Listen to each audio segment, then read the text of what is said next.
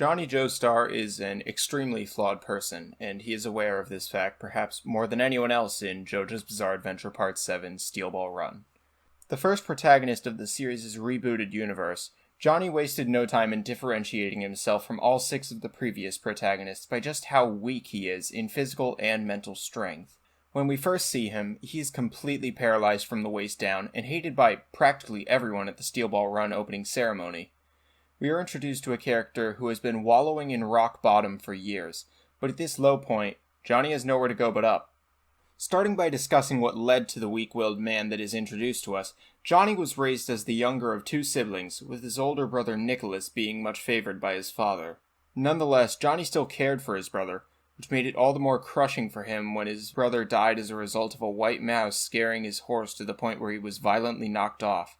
This happened just a few days after Johnny was told to kill his pet mouse Danny, but at Nicholas's suggestion, decided to let it out into the wild instead. He convinced himself that he was responsible for Nicholas's death, and this guilt was increased tenfold when a squabble with his father over wearing his brother's boots led to his father saying, "God, you took the wrong son."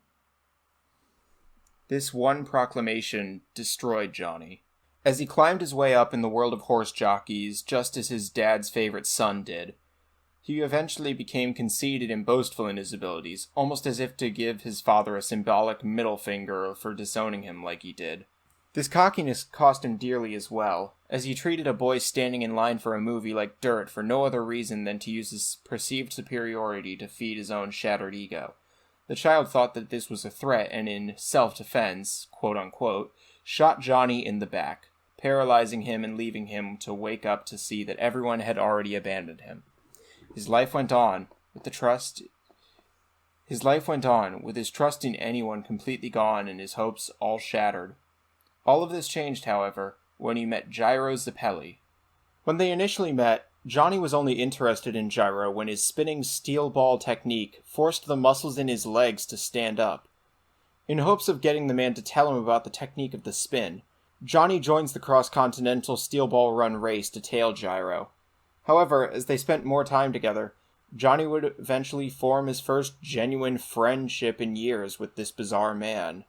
Johnny would often play the straight man to all of Gyro's nonsensical jokes, and he would often snark at Gyro for these jokes and his cryptic ways of teaching, but in the end, Johnny truly cared for his friend and the lessons that were passed on to him.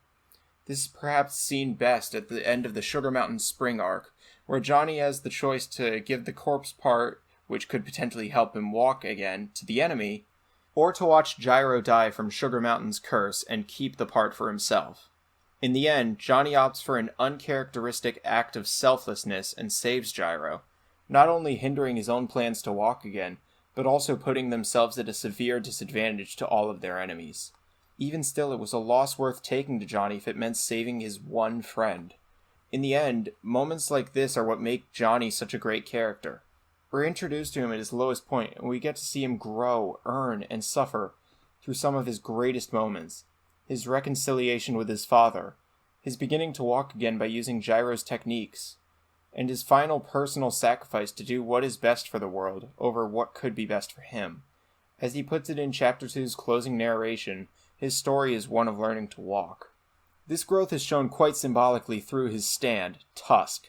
While starting out with a form almost like that of a small baby, and an ability to shoot his fingernails like bullets, which was serviceable but nothing to write home about, Tusk started out fairly weak for a stand.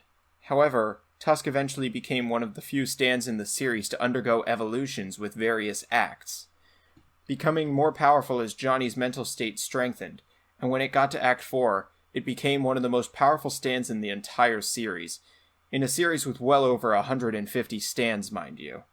And each time an evolution occurred, it is either in direct result of Gyro's teachings of the spin being applied by Johnny in creative new ways, or in order to save Gyro, further showing how much his bond with Gyro meant to him. While Tusk is far from my favorite stand in the series, it is certainly my most liked in terms of how it reflects upon its user. Finally, a discussion about Johnny isn't complete without bringing up his morality. Despite being the protagonist, Johnny's goals are entirely self-serving, and he's put up against a main villain whose goal is literally to make America a perfect country, Mind you, President Funny Valentine is still a horrible person in spite of his theoretically honorable goals. It makes Johnny a really interesting character to follow, as he isn't trying to save the world or anything. He only wants to be able to walk, and he goes to extreme lengths to do so. Some of his most defining moments are with his dark determination, his willingness to commit murder if it will further his goals. It brings up questions if Johnny is truly a good person and makes him a layered protagonist. Though in my eyes, by the end of Part 7, he's as good a person as any of us. He's flawed, he's made mistakes, but he's still a good person.